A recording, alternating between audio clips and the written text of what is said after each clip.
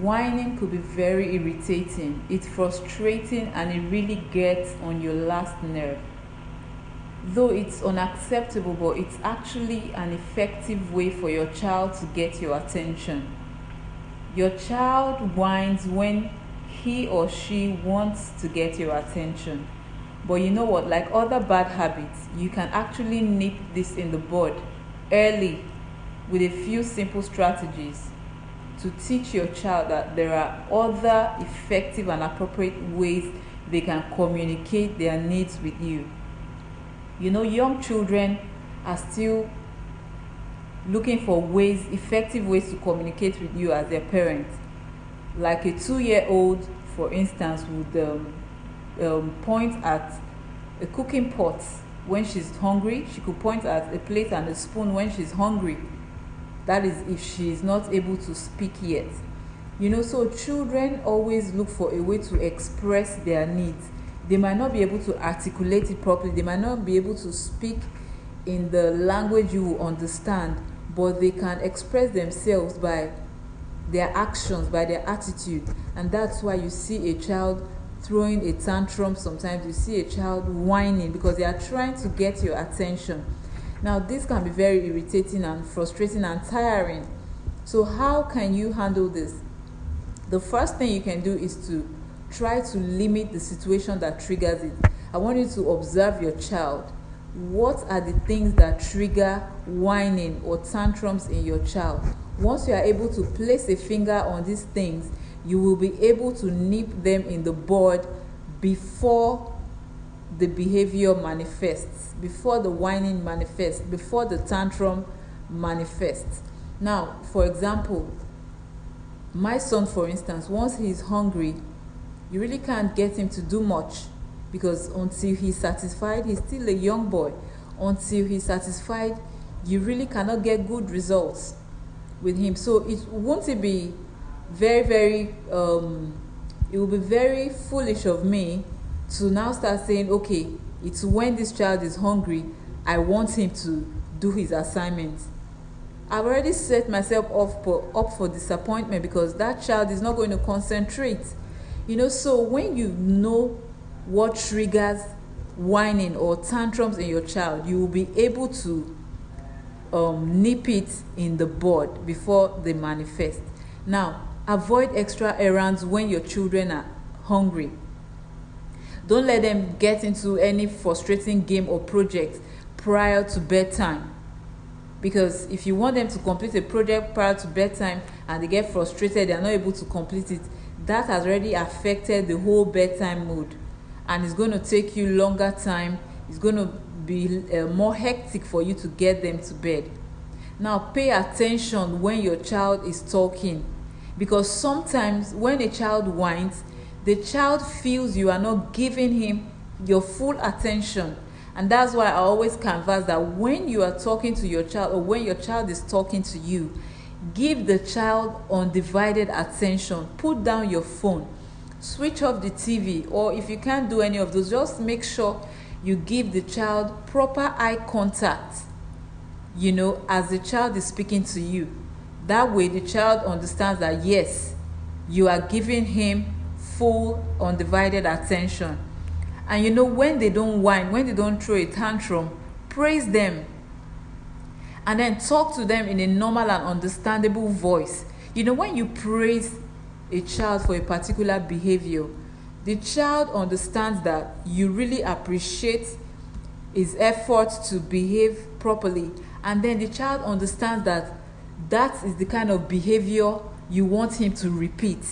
The child understands that this is a behavior that mommy or daddy is proud of, so I should repeat this behavior. So one of the ways of reinforcing good behavior is through praise.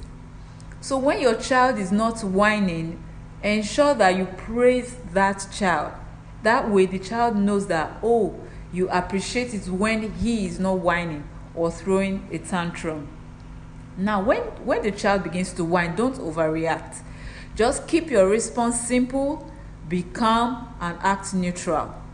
For instance, your child is saying, Mommy, I want ice cream.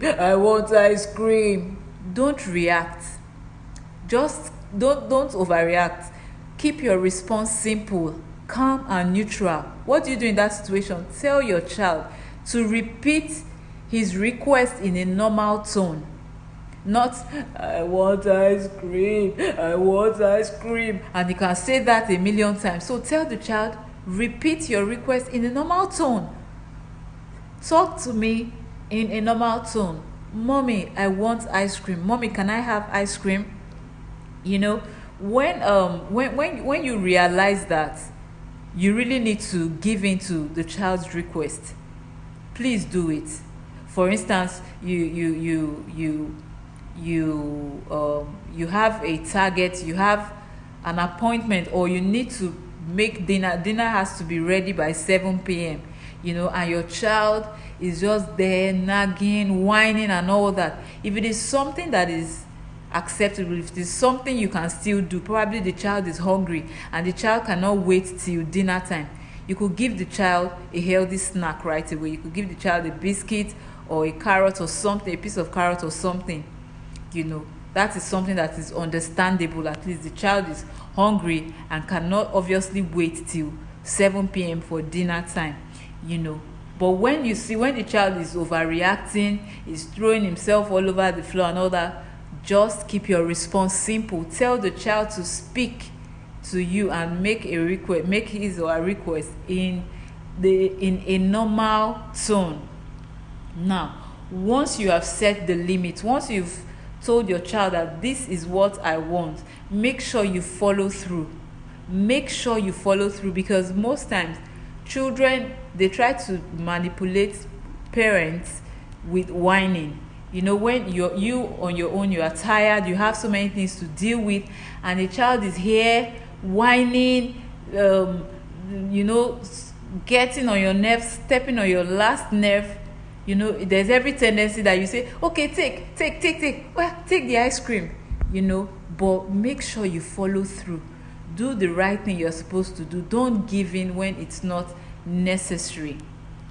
If you have an older child that is developing a whining habit, you can suggest that they come up with a solution that can deal with their boredom. Probably if they are bored or something, just let your children know that this is what is supposed to be done. If you want something, make sure you communicate properly. You don't have to cry, you don't have to throw yourself on the floor and all that. So once you are able to put these very few tricks into practice, you discover that the whining is going to reduce drastically. Because children, once they start whining and you give in the first time, you give in the second time, they will keep doing it. They will keep manipulating you to getting things done their way. So once they start, tell them what they're supposed to do. Ask them to communicate their request in a normal tone, not in a crying or screaming or yelling manner. They should communicate properly, and then they should wait. Even when they now communicate properly, you don't have to give them that thing immediately, so that they can understand the importance of delayed gratification, so that they can appreciate the importance of you giving that thing to them.